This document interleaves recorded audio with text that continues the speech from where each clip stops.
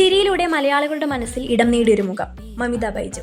ചെറിയ വേഷങ്ങളിലൂടെ സിനിമയിലെത്തിയ Mamitha operation Java, Kho Kho, super Sharanya തുടങ്ങിയ ചിത്രങ്ങളിലൂടെ ശ്രദ്ധിക്കപ്പെട്ടു.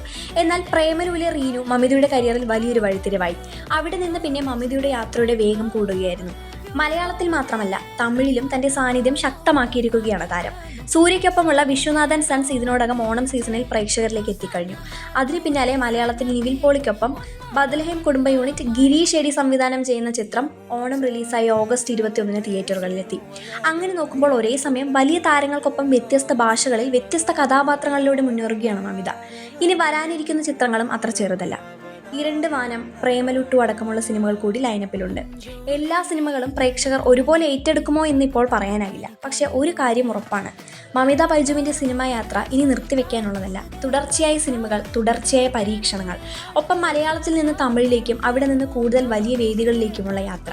ഇതൊരു താരോദയത്തിൻ്റെ കഥയല്ല, ഇനിയും ഒരുപാട് ഉയരങ്ങളിലേക്ക് പോകാനുള്ള ഒരു നടിയുടെ തുടർച്ചയായ യാത്രയാണ്.